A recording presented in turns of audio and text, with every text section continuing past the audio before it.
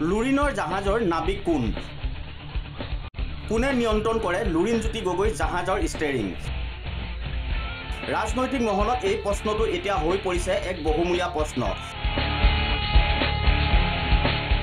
কাৰণ শেহতীয়াভাৱে চৰ্চালৈ আহিছে এই বিশেষ ফটোখন, য'ত লিখা আছে কংগ্ৰেছৰ 5 প্ৰতিশ্ৰুতিৰ কথা।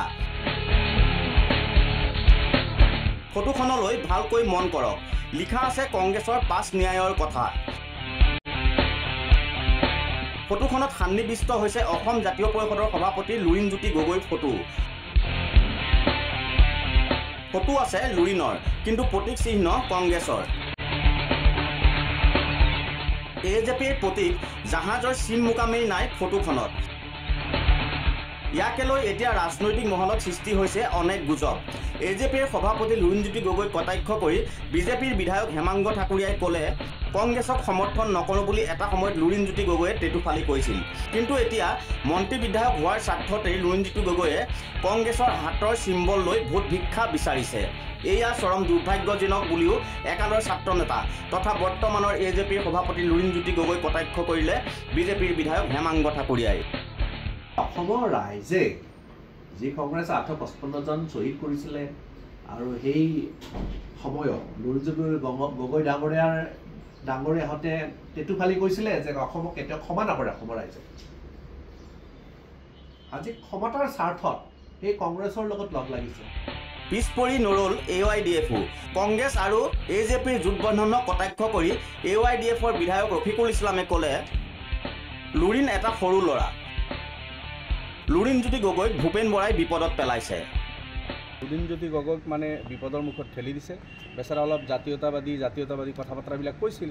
উঠি অহা ল'ৰা ভালদৰে আগবাঢ়িলে মানে আপোনাৰ চিন্তা চৰ্চা কৰি খোজ পেলালে হয়তো আগবাঢ়িব পাৰিলেহেঁতেন।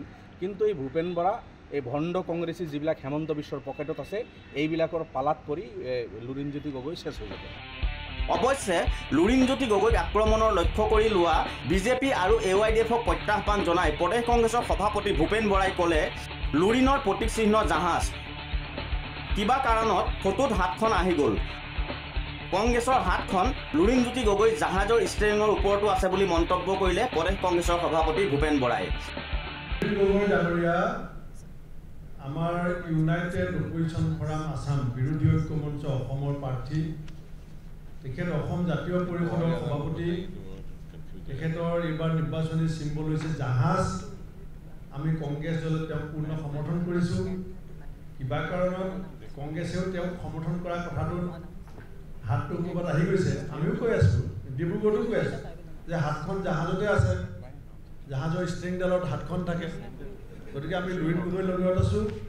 আমাৰ হাতত আগতে যিসকল মানুহে ভোট দিয়ে হাতখন জাহাজৰ ষ্ট্ৰিঙত আছে বুলি ভাবিলেও দিবলৈ কৈ আছোঁ। এনেদৰে এতিয়া এইখন ফটোৱে তোলপাৰ লগাইছে ৰাজনৈতিক মহলত। বিৰোধীৰ সমালোচনাৰ প্ৰত্যুত্তৰ এতিয়া লুৰিণজ্যোতি গগৈয়ে কেনেধৰণে দিয়ে সেয়াও হ'ব লক্ষণীয়। ব্যুৰ ৰিপৰ্ট, প্ৰথম খবৰ।